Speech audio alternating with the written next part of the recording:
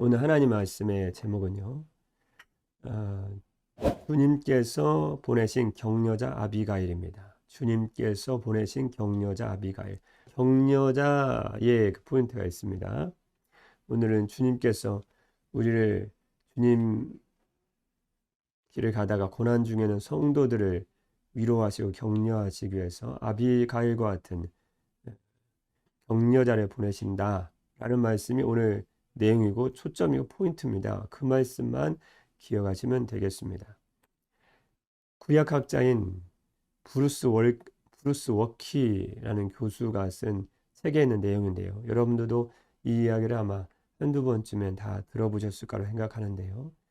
예, 구약학자인 브루스 워키라는 교수는 그의 쓴 책에서 다음과 같은 이야기를 소개하고 있습니다. 그의 딸이 어렸을 때 일인데요. 어린 딸과 함께 숲속을 거니다가 거의 태어나고 있는 나비를 목격했다고 합니다. 작은 누에고치가 막 꿈틀거리면서 나비가 되어 나오기 위해서 빙글빙글 돌고 있는 누에고치를 보고 갑자기 딸이 아빠에게 소리를 쳤습니다. 아빠, 나비가 나와요. 그런데 너무 힘든 모양이에요. 나비가 누에고치를 뚫고 나와야 되니까 얼마나 힘들겠습니까? 아빠, 나비가 나오는데 너무 힘든 모양이에요. 아빠, 우리가 도와주면 안 될까요? 근데 그 딸아이의 누에고추를 보면서 나비가 나오고 나비가 힘들게 나오는 모양을 보면서 딸이 나비가 누에고추를 뚫고 나오는 것을 도와주자는 딸아이의 말을 딱 듣고 아빠인 브루스 워키 교수도 순간적으로 그래, 도와주고 싶다. 내가 도와줘야지.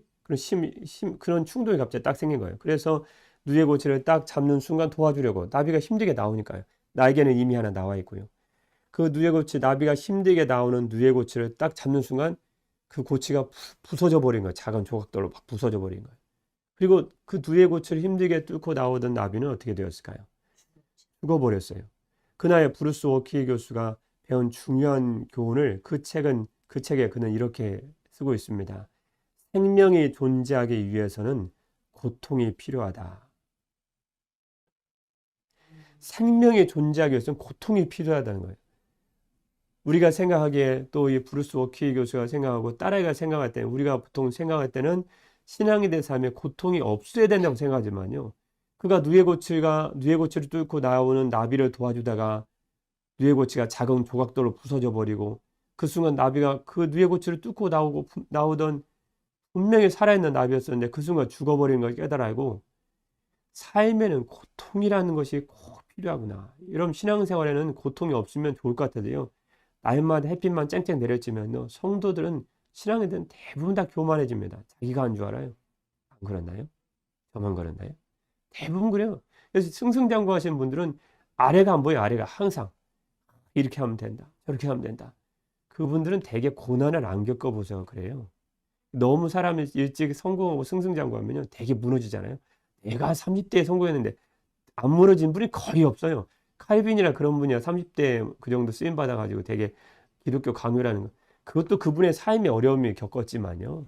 그래서 생명이 존재하기 위해서는 고통이 필요하듯이 성도가 성도로서의 살기 위해서는 고통이라는 것이 필요합니다. 그런데 오늘 말씀을 통해 주님은 더 중요한 교훈을 주시죠. 무엇일까요? 뭘까요? 고통과 함께 위로와 격려가 필요하다는 더 중요한 교훈을 우리에게 주시고 있습니다. 여러분, 삶에 고통만 필요하면요, 사람이 가다가 낙담해서 쓰러져 죽습니다. 그래서 지금 오늘 말씀에 다윗이 지금 사울에게 이리 쫓기고 저리 쫓기고 여기로 가고 여기로 가고 저기로 가고 아주 위험한 때 아닙니까? 그런데 다윗에게 또 다른 고통이 찾아왔습니다. 25장 1절, 오늘 본 말씀 바로 위인데요. 25장 1절입니다. 시작입니다. 사무엘이 죽음에 온 이스라엘 무리가 모여 그를 두고 슬피 울며 라마 그의 집에서 그를 장사한지라. 다윗이 일어나 바란 광야로 내려가니라. 아멘. 정말 사울에게 쫓겨다니는 다윗. 그렇지만 하나님만 의지하는 다윗이 아니었습니까? 그런데 하나님만 의지하는 다윗이었는데요. 그에게 하나 마음에 의지하는 게 있었어요. 그러면 안 되지만 사람은 사회적 동물이지 않습니까? 사람인 자도 이렇게 두 개가 막대기 같은 두 사람이 기대고 있지 않습니까? 다윗도 어쩔 수 없이 사람이었는지 하나님만을 의지하면서도 자기 마음 한구석에는 사무엘이라는 사람을 잊을 수가 없는 거예요. 왜냐하면 사무엘은 자신을 왕으로 기름 붓던 사람인데다가 이스라엘의 사무엘 하면 이스라엘 민족의 지도자요, 이스라엘 마지막 사사요, 선지자이기 때문에 이스라엘 모든 백성들은 사무엘 그랬기 때문에 다윗도 자기를 기름 부어 세우고 그 자신을 쫓아내는 사울과 맞설 수 있는 사람, 사울에게 그래도 조언 한마디를 하고 사울을 그래도 어느 정도 제어할 수 있다고 생각했던 인물이 사무엘이거든요. 그런데 자기의 마음 한구석에 있었던 자기의 마음 한구석에 의지하고 있었던 사무엘이 죽어버린 거예요. 1절 말씀 사무엘이 죽음에. 이건 정말 다윗 사울에게 쫓겨다녀서 지금 왕으로 세움받은 상태도 아니고 사울에게 이리 쫓기고 저리 쫓기고 그렇지 않아도 힘든 다윗에게는 청천벽력 같은 소식이었습니다. 마치 이사야서 말씀에 우시야 왕의 신앙이 좋지 않았습니까? 자기의 경조자이면서 그래도 경제적으로 물질적으로 큰 힘이 되었던 우시야 왕이 딱 죽었을 때 이사야 선지자의 마음과 거의 비슷합니다. 그때 주님이 하늘 보자 영광의 환상을 보여주시고 하나님이 너희들과 함께 하신 놀라운 하늘 보자 영광의 환상을 이사야서 초반에 보여주시지 않습니까? 다윗이 딱 그 상황입니다. 사무엘이 죽었습니다. 다윗이 얼마나 마음에 정체가 없었을까요? 그래서 점점 이제는 사무엘상서 1장 끝에 말씀처럼요. 바람 광야라는 더욱더 사울에게서 멀리 떨어져 간 거예요. 왜냐하면 사무엘이 죽었어요. 그래서 사울이 더 큰 위협으로 다가올 것이 아닙니까? 아마 마음은 울고 있었겠죠. 그리고 사울이는 기부해서 더 멀리 도망가 버렸습니다. 그래서 바람 광야로 내려가니라. 그 상황이 그런 상황입니다. 자, 사울은 쫓아다니죠. 마음 힘들죠. 왕으로 됐지 안 됐지. 정말 힘든 상황에서는 마음이 갈피 못지 않는 그런 다윗도 그런 상황에서 자기 마음 한구석에 의지하고 있었던 이스라엘의 정말 큰 이스라엘의 민족적인 모세와 같은 지도자인 사무엘이 죽었습니다. 사울을 더 멀리 피해갔던 그 상황에서 문제는 오늘 말씀부터 이제 문제의 발단이 벌어진 거죠. 2절입니다. 마온에 한 사람이 있는데 마온에 누가 있었을까요? 한 사람이 있었대요. 이 사람은 그의 생업이 갈멜이 있고 심히 부하여 엄청나게 부자입니다. 왜 부자냐면요. 양이 3,000마리요. 2절입니다. 염소가 1,000마리이므로 그가 갈멜에서 그의 양털을 깎고 있었으니 유목민입니다. 양이 3,000마리입니다. 해다가도 잠들 판입니다. 염소가 1,000마리예요. 어마어마한 부자로 성경이 기록하고 있습니다. 심히 부하여. 그래서 나중에 6절 말씀에 다윗도 마온에 있는 이 누구냐 이름 결국 나발인데요. 미련한 자라는 뜻인데요. 나발에게 그의 사원들, 그의 종들을 보내면서 내게 좀 은혜를 베풀어 달라. 왜냐하면 다윗은 지금 광야 지역을 사울에게 쫓겨서 헤매고 있는 사람 아닙니까? 먹을 것이 없잖아요. 그래서 나중에 마온에 있는 심히 부한 나발이라는 자에게 은혜를 베풀어 달라 할 때에도 6절 말씀 보면요. 그 부하게 사는 자라고 다윗도 인정합니다. 심히 부한 자 있습니다. 양이 3,000마리, 염소가 1,000마리. 그럼 좀 나눠주면 좋잖아요. 가뜩이나 다윗은 그래도 이스라엘에 사울에게 쫓기기 전까지는 골리앗도 무너뜨리고 블레셋 침공할 때마다 이스라엘의 구원자 노릇을 톡톡히 했거든요. 이 다윗 모르는 사람 없습니다. 사울의 측근이요. 다윗은 만만이라는 소리는 이방적 블레셋 사람들도 알고 있었기 때문에 다윗이 민족적인 지도자라는 것을 실질적인 지도자, 구원자 역할을 했다는 것은 모르는 사람이 하나도 없습니다. 그런데 나발이라는 자 이름이 나발, 미련한 자 아닙니까? 미련한 자. 아무것도 보이지 않는 거예요. 3절 말씀에 보면요. 이제 2절 말씀에 마온에 한 사람이 있는데 그 사람이 심히 부했다. 거기까지 이해되셨죠? 3절 말씀이에요. 그 사람 이름은 나발이요. 나발의 뜻이 정확히 말씀드리면요. 미련한 자. 미련한 자. 그 사람 이름은 나발이요. 근데 또 복이 있어요. 무슨 복이냐면요. 그의 아내의 이름은 아비가일입니다. 아비가일은 지혜의 여인으로 유명하죠. 아비가일의 뜻은 내 아버지가 기뻐하신다. 그 뜻입니다. 기쁨의 근원. 그러니까 아버지가 아마 아비가일이라는 딸을 낳았을 때 되게 너무너무 기뻐했던 것 같아요. 그래서 너 이름은 아비가일이다. 내 아버지의 기쁨이 너에게 있다. 나는 너를 너무너무 기뻐한다. 내 아버지가 기뻐하신다. 라는 뜻인 지혜 여인 아비가일이 있었는데요. 그 여인을 또 아내로 맞았습니다. 6절 말씀입니다. 3절 말씀입니다. 그 사람 이름은 나발이요 그의 아내 이름은 아비가일이라. 그 여자는 어떻다고 나왔죠? 총명하고 용모가 아름다우나 나중에는 다윗의 아내가 되죠. 남자는 완고하고 행실이 약하며 그는 갈렙 족속이었더라. 아주 완고한 사람이 고집센 사람이고 다른 사람 얘기는 아주 들으려고도 안 해요. 다른 사람 말을 할 수가 없어요. 근데 아내복은 있어요. 아내분 지혜롭고 총명하고 아름다웠다. 근데 이제 다윗이 갈멜의 나발에 그의 양과 염소가 있었는데요. 양이 3천 마리의 양과 1,000마리의 염소가 있었는데요.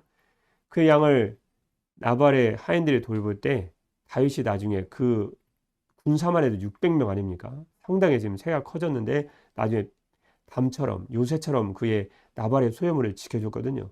그러니까 나중에 나발이 양털 깎는다는 소리를 들었습니다. 7절 말씀입니다. 내게 양털 깎는 자들이 있다함을 이제 내가 들었노라. 내 목자들이 우리와 함께 있었으나 우리가 그들을 해하지 아니하였고 그들이 갈멜에 있는 동안에 갈멜에 나발의 소유물이 있었지 않습니까? 양도 있고 염소도 있고요. 그들의 것을 하나도 잃지 아니하였나니 8절 말씀에 이제 다윗이 그의 사환들 소년들을 보내서 하고 싶은 말을 하죠. 8절입니다. 8절 한번 주목해 보십시오. 내 소년들에게 물으면 그들이 내게 말하리라. 그런즉 내 소년들이 내게 은혜를 얻게 하라. 우리가 그다음 말씀을 보십시오. 우리가 좋은 날에 왔은즉 그다음 말씀 보십시오. 내 손에 있는 대로 없는 걸 말하는 게 아니에요. 내 손에 분명히 있으니 그 손에 있는 대로 내 종들과 내 아들 다윗에게 주기를 원하노라 하더라 하라. 내 아들이래요. 내 아들이라고 표현한 표현이 무엇일까요? 이 표현은 당시 자기보다 나이가 많거나 연장되거나 아니면 상대의 지위 등을 고려해서 존경하는 표현이거든요. 실은 다윗이 나발의 아들이 아니죠. 겸손의 표현이에요. 난 당신을 존경합니다. 내게 은혜를 베풀어 주옵소서. 대개 아버지는 자녀에게는 너그럽지 않습니까? 후히 베푸지 않습니까? 그러니까 내가 당신을 아버지라 불렀으니 아버지가 아들에게 베푸는 것과 같은 자애로운 은혜와 사랑을 좀 베풀어 주셔서 당신 손에 분명히 있으니 당신 힘이 부하지 않습니까? 그거 제게 좀 나눠주십시오. 더군다나 당신의 소유물이 갈멜이 있었을 때 우리가 그들의 담이 되어 주었고 내가 그들을 해칠 수 있었지만 그 군사와 병력이 있었지만 당신의 소유를 하나도 해치지 않았고 우리가 그들을 보호해 줬기 때문에 7절 말씀 마지막처럼요. 그들의 것을 하나도 잃지 아니하였나이다. 그러면 갈멜에 있는 소유를 갖고 있는 나발은 적어도 이스라엘의 다윗이 누군지 알잖아요. 모르는 사람 이스라엘 다윗을 모른다. 그건 거짓말쟁이죠. 다윗은 블레셋에 골리앗을 무너친 사람이었고 아까 말씀드렸던 것처럼 블레셋 같은 적군이 왔을 때 구원자 노릇을 톡톡 했기 때문에요. 이건 나발이 다윗을 모를 리가 없기 때문에요. 적어도 다윗이 공적으로 그런 천부장의 직분이 있었고 정말 더 높은 직위가 있었는데 더군다나 사울의 사유도 안 됩니까? 그러면 그걸 생각하면 좀 베풀 수 있는 것이고 더군다나 사람 인정을 생각하면 그렇게 하면 안 되죠. 자기 소유물도 뺏을 수 있는 권력과 힘이 있음에도 불구하고 하나도 뺏지 않고 하나도 잃지 않도록 내가 보호만 해줬는데 그러면 이건 배은망덕이죠. 공적으로 생각해도 이건 이해될 수 없고요.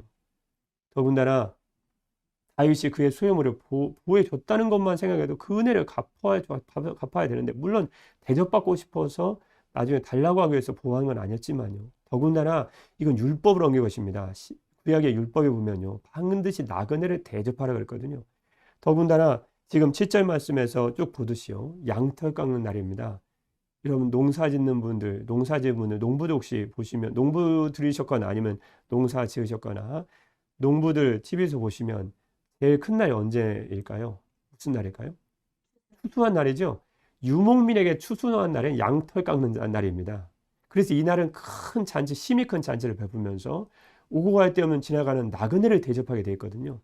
그러면 적어도 다윗이 공적으로 이스라엘의 큰 지도자 역할을 했던 데다가요.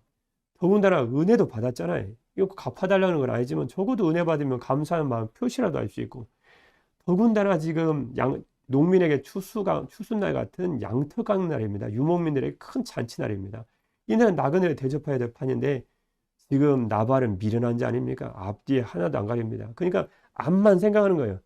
지금 다윗이 사울에게 쫓기니까 하나도 안 보여. 넌 쫓기는 인물이라는 거예요. 그 나는 어디서도 왔는 Who knows where? 네가 어디서도 왔는지 모르고. 그 다음에 뒤에 말씀 보니까 10절 말씀이에요.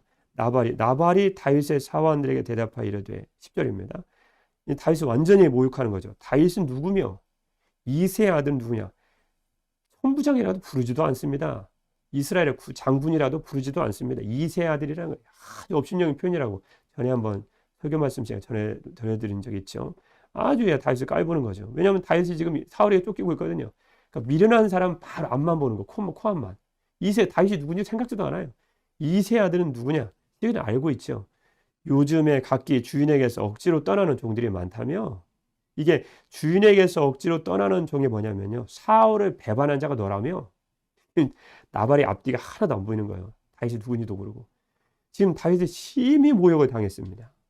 여러분 이 상황에서 다윗 같은 예전 같았으면 아마 다윗이 주님께 물어봤을 거예요. 주님께 항상 다윗은 묻잖아요. 주님 전쟁을 해야 됩니까? 나가야 됩니까? 시글락성 있을 때도 내가 여기 어떻게 해야 됩니까? 항상 묻잖아요. 예전에 그일라성 구원할 때도 사울이 내려오겠습니까? 내려오지 않겠습니까? 내가 이곳을 떠나야 됩니까? 말아야 됩니까? 항상 묻잖아요. 다윗이 지금 완전히 분노로 이글거리는 거예요. 왜죠? 사울에게 쫓긴 나이도 하루 이틀이 아닌데다 그걸로 상처받은 상황에서 사무엘까지 죽었잖아요.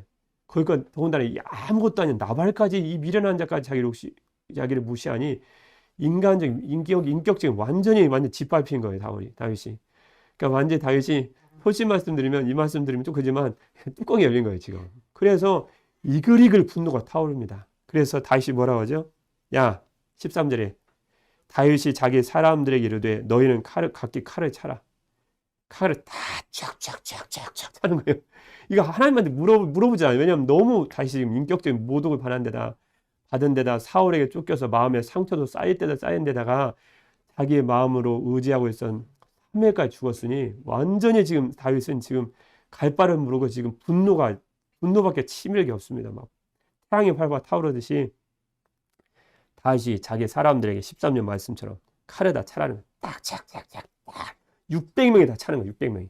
칼 차는 소리 들리지 않습니까? 그리고 다윗이 마지막 자기 칼 골리앗 잡은 칼 가져와라. 자기 딱 차는 거예요. 400명은 날에 따라서 나발을 다 없애버릴 것이니 200명은 서플라이즈 다 소유물 곁에 더 머물러라. 내가 돌아올 때까지 너는 소유물 잘 지켜야 된다. 다윗이 앞뒤 보이는 것이 없습니다.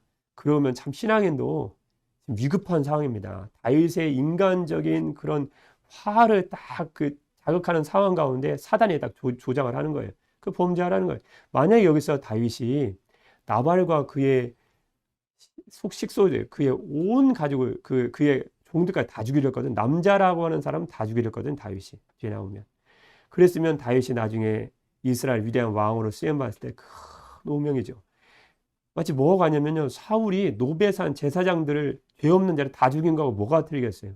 나발 하나 범죄했다가 그의 식소들을 다 죽이다니요. 이건 있을 수도 없는 거거든요. 나발 하나도 아니고. 그래서 굉장히 하나님은 다윗을 통해서 지금 하나님이 다스리는 신정왕국을 건설하고 있는 위대한 사명을 이루려고 하시는데 다윗이 큰 실수를 할 뻔했습니다. 지금 너무나 큰 오점을 남길 뻔했어요. 마치 후에 다윗이 밧사바를 범하고 그의 남편 우리아를 죽이지 않습니까? 어쩌면 그거보다 더 큰 일인지 몰라요. 왜냐면 나발은 혼자도 아니고 그에게서 나발의 사원들까지 다 죽이다니요. 이건 죄 없는 사람 죽인 노베에 사는 제사장들 죽인 거고 사울이 죽인 거가 도대체 뭐가 틀리다는 것입니까? 근데 그 순간에 참 사울과 주님을 믿고 평소에 신실하게 주님을 따르는 다윗이 그게 차이가 있는 거예요. 사울은 하나님 배반한 사람이고 하나님 말씀 평소에 순종하지 않으니까 주님은 사울을 신경 안 쓰시거든요. 그런데 다윗은 다르잖아요. 늘 하나님을 신실히 따르고 여러분 시편 말씀 기억하십니까? 시편 23편 말씀에 하나님 어떻게 고백하십니까? 여호와는 나의 목자시오 내가 부족함이 없으리로다. 그가 나를 푸른 초장 인도하시오 내 술만하니까 인도하신도다. 그 시를 다윗을 통해 짓게 하지 않으셨습니까? 시편의 수많은 시가 결국 하나님을 향한 다윗의 신앙 고백이거든요. 그 신앙 고백하면서 다윗이 살았으니 다윗이 정말 하나님 나라의 다윗을 통해서 신정왕국을 건설할 때 어쩌면 가장 큰 오점을 남겨만 그 순간에 하나님 다윗을 딱 보호하시기 위해서 하나님 한 사람을 급하십니다. 그게 누굴까요? 그게 다름 아닌 나발이 아닌 아비가일입니다. 하나님이 보내셨어요. 그걸 어떻게 알 수 있을까요? 나중에 25장 21절 쭉 말씀해 보면요. 다윗이 그 아비가일이 마음이 급해졌어요. 갑자기. 그래서 급합니다. 갑자기 6가지 음식을 다 싸서 이 광야를 방어하는 사람이 제일 필요한 게 음식 아닙니까? 그래서 음식을 나중에 싸죠. 왜냐하면 다윗을 죽이기로 작정을 아니, 나발의 식소를 나발에 속한 남자들은 다 죽이기로 작정을 했거든요. 그래서 18절 말씀에 보면요. 아비가일이 급히 아주 갑자기 아비가일만 급한 거예요. 여인은 마음이 급하지 않지 않습니까? 그런데 하나님이 아비가일의 마음을 급하게 만드신 거예요. 그래서 6가지 음식을 준비하는데요. 떡 200덩이와 18절입니다. 포도주 18절입니다. 떡 200덩이와 포도주 2가죽 부대와 잡아서 요리한 양 5마리와 볶음곡식 5세와 건포도 100송이와 무화과 뭉치 200개를 가져다가 나귀에 싣고 급히 다윗에게 화해를 요청해서 갑니다. 다 내 잘못입니다. 내가 잘못했습니다. 우리 남편 미련한 자라는 건 나발의 뜻이 미련한 자 아닙니까? 용서해 주십시오. 이 죄는 내 죄입니다. 그래서 이 음식들 다 준비하고 광야를 헤매는 다윗과 그의 식소들, 그의 부하들 갖다 주러 왔으니 다윗의 말이 한순간에 녹아버리죠. 뭐. 하나 실은 아비가일을 다윗에게 보냈다고 다윗이 나중에 고백합니다. 나중에 32절 말씀 잠깐 먼저 보면요. 다윗이 아비가일을 만난 후에 그가 칼이 차고 그를 죽이려고 했다가 그걸 돌이키죠.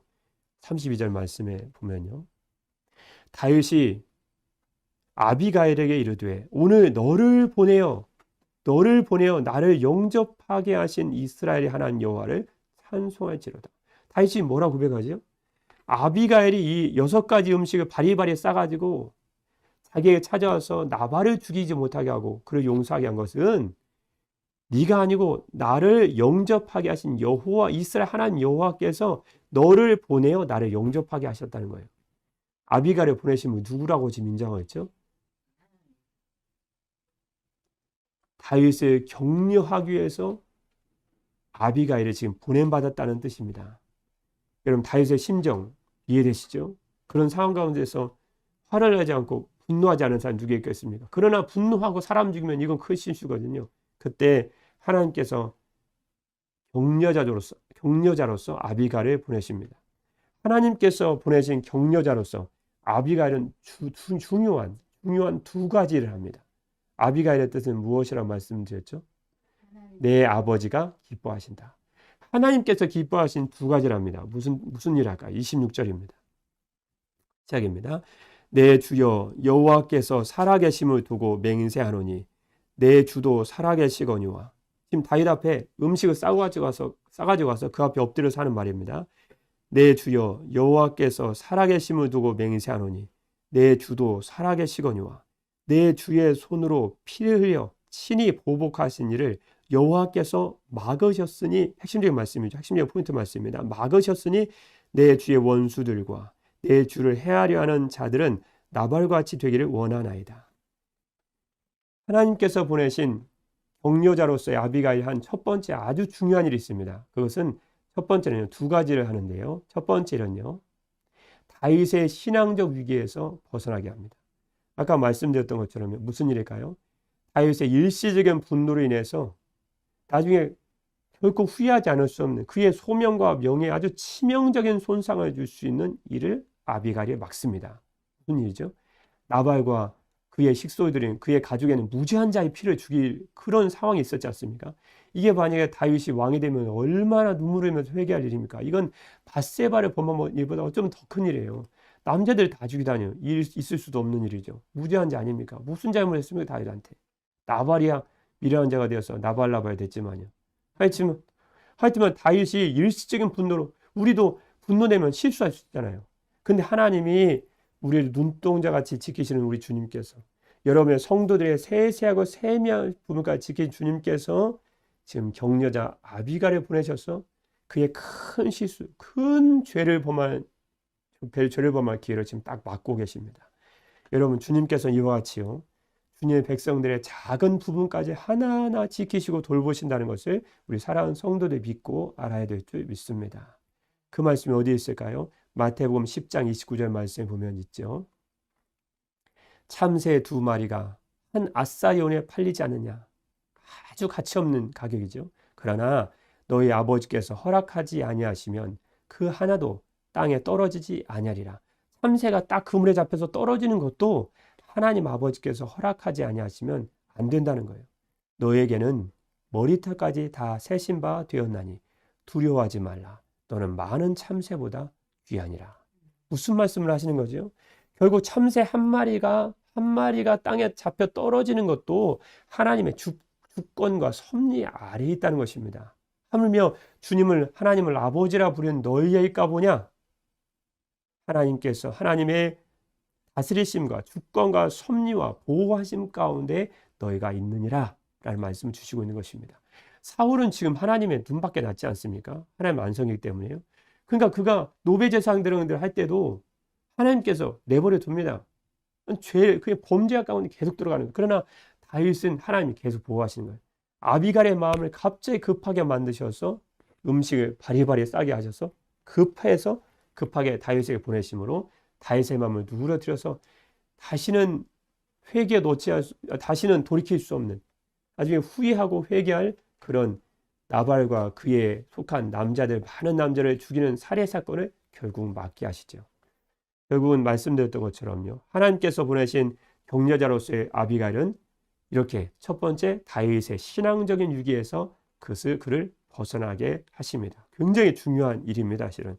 두 번째, 하나님께서 보내신 격려자로서의 아비가일이 한 두 번째 중요한 일은 무엇일까요? 다윗에게 큰 힘을 더해주는 거예요. 무슨 말을 더해줄까요? 28절입니다. 아비가일을 통해 주님이 놀라운 말씀을 듣게 하십니다. 28절입니다. 시작입니다. 주의 여종의 허물을 용서하여 주옵소서. 여호와께서 반드시 내 주를 위하여 든든한 집을 세우시리니 이는 내 주께서 여호와의 싸움을 싸우시며 내 주의 일생에 내 주에게서 악한 일을 찾을 수 없음이니이다. 지금 아비갈은 다윗에 대한 한 가지 믿음을 갖고 있어요. 무슨 믿음을 갖고 있죠? 당신은 지금 사울 안에 쫓기지만 당신은 주님께서 말씀하신 대로 당신은 반드시 여호와의 싸움을 하시다가 이스라엘 왕이 될 것입니다. 그 믿음을 갖고 있어요. 그러니까 그 믿음을 다윗한테 전해주는 거예요. 하나님께서 아비갈을 통해 듣게 하신 말씀이죠. 28절 중간 말씀처럼요, 여호와께서 반드시 내 주를 위하여 든든한 집, 영원한 왕국을 세워주실 것입니다. 당신 반드시 이스라엘 지도가 되니까 사울에 쫓겨 다니든지 나발이 되면서 다윗의 인격을 짓밟든지 그 신경 쓰지 마시고 여호와의 지금 당신은 싸움을 싸우고 있기 때문에 하나님께서 당신을 위해서 반드시 든든한 집, 즉 영원한 왕국을 세워주실 것이고 당시의 지도자를 세워주실 것입니다. 영원한 왕국을 하나님이 세워주실 것입니다. 그 말씀이 뒤에 보면 또 나옵니다. 30절 말씀에도 보면요, 똑같은 말씀 또 나오죠. 여호와께서 내 주에 대하여 하신 말씀대로 모든 선을 내 주에게 행하사, 그 다음 말씀에 주목해 보십시오. 내 주를 이스라엘의 지도자로 세우실 때, 그러니까 아비갈은 다윗이 이스라엘의 다음 차기왕, 다음 왕이 되죠. 확실히 믿었던 거예요. 그 말씀은 아비갈을 통해서 주님께서 보내신 격려자는 아비갈을 통해서 다윗이 지금 바람광에 헤매고 있는 상태 아닙니까? 그 말을 들었을 때 얼마나 힘이 되었을까? 이게 격려의 힘이거든요. 다윗은 그래 나중에 어떻게 해요? 나중에 나발이 하나님의 공의로우신 주님의 저주와 심판을 받고 죽거든요.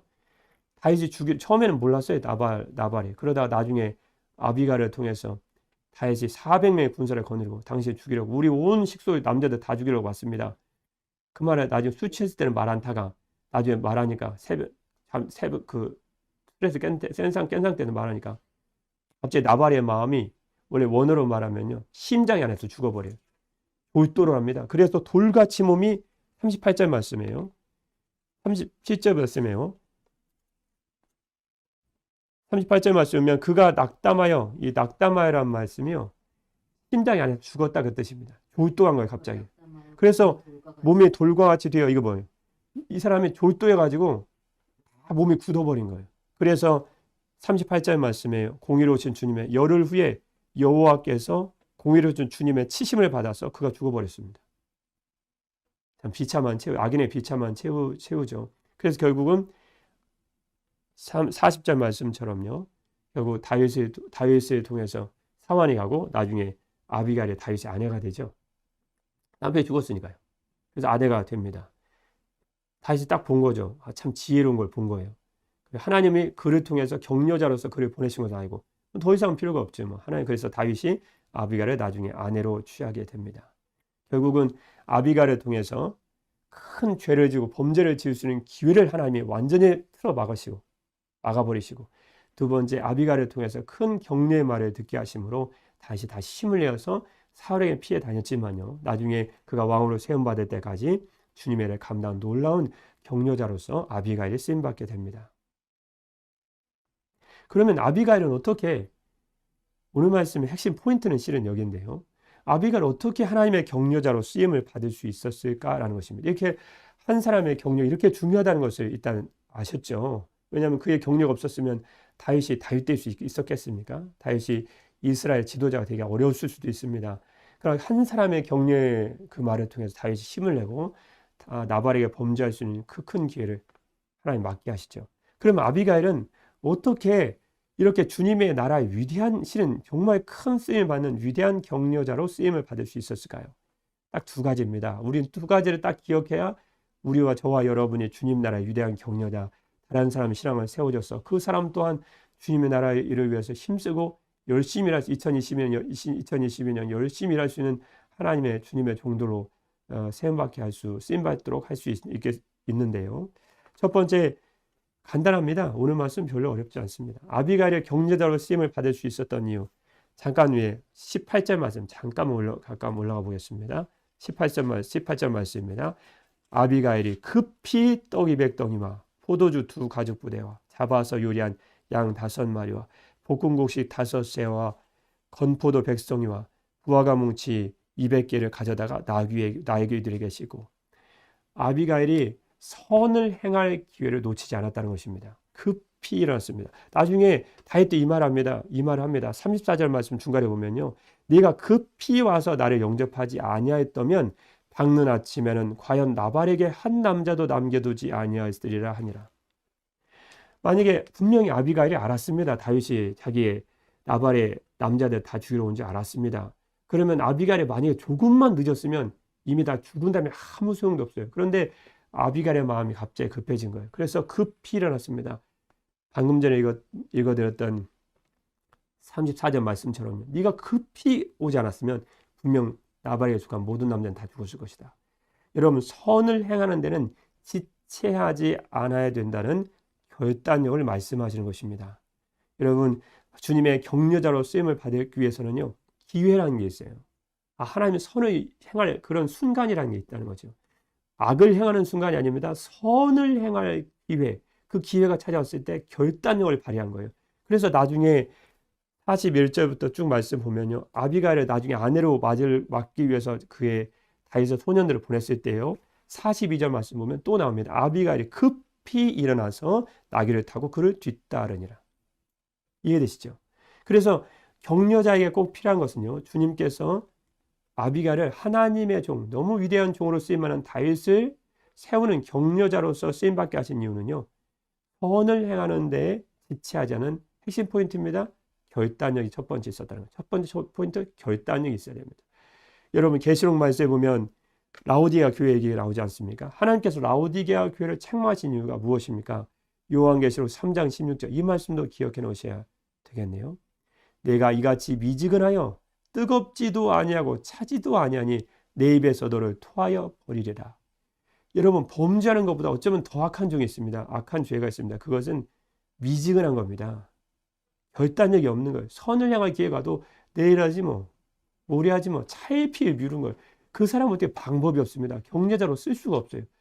아니 그럼 다시 찾아와서 자기 가족들 남자들 다 죽이면 그 다음에 나가봤자 무슨 소용이 있습니까? 낙심한 사람도 다 낙심해서 죄 지어버리면 다 뒤로 물러가고 후퇴해버리면 무슨 소용이 있습니까?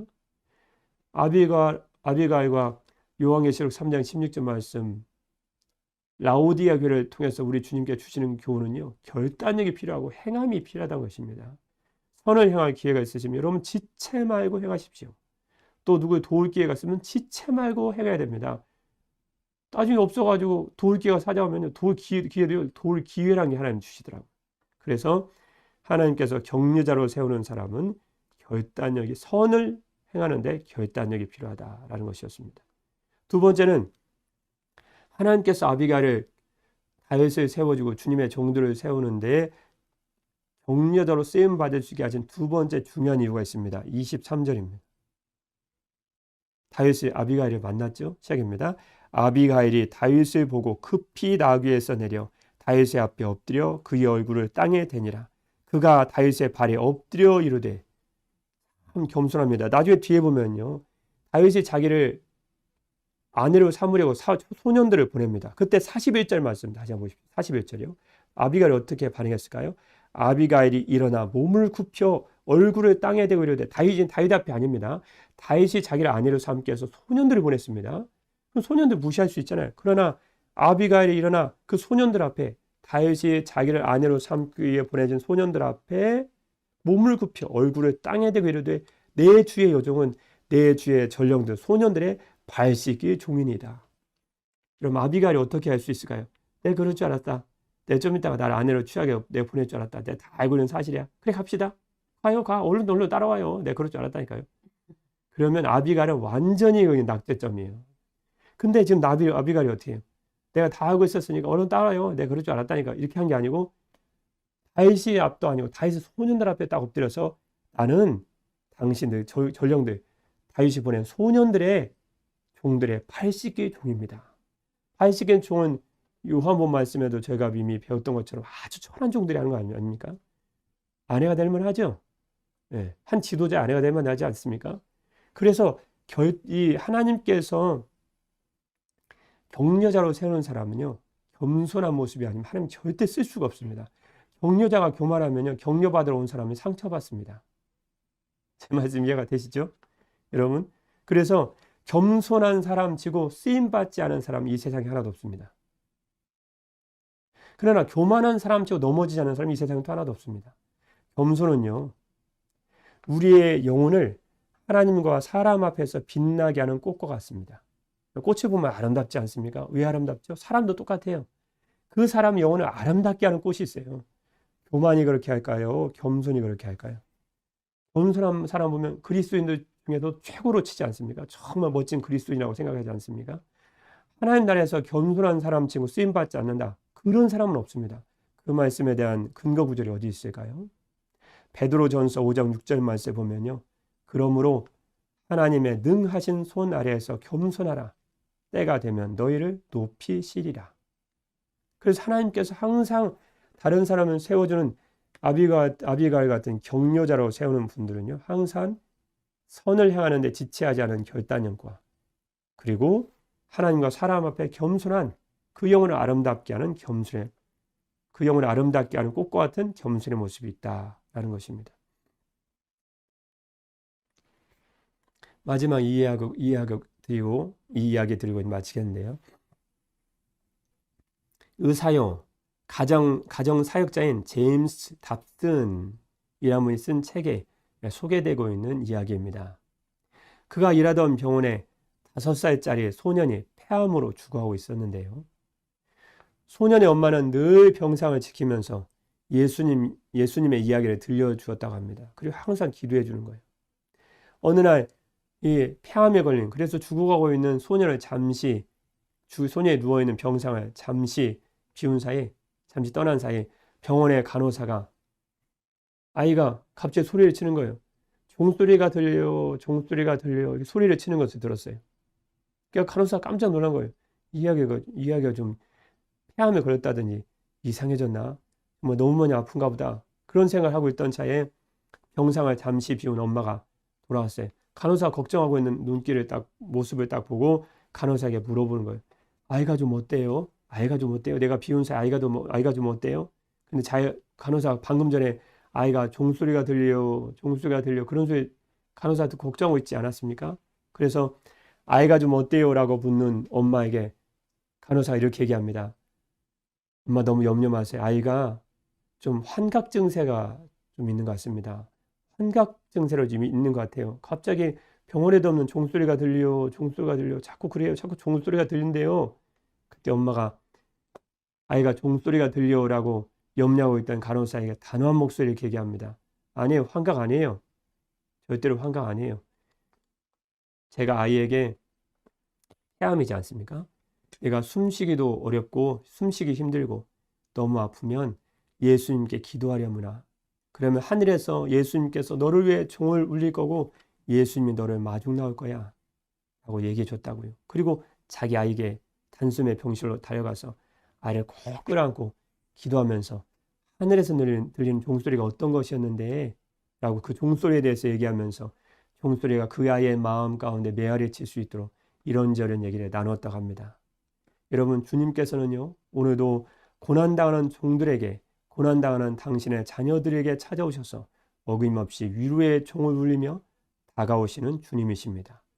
자신의 최대의 신앙의 지지자인 사무엘이 죽고 사울에게 쫓기는 신세에서 나발의 모욕까지 당하며 낙심하고 분노하고 있는 다윗에게 주님은 아비가일이라는 격려자를 급파하셨습니다. 그래서 그의 마음을 위로해 주시고 그가 힘을 내서 다시 주님에게를 갈 수 있도록 주께서 힘을 더하여 주셨습니다.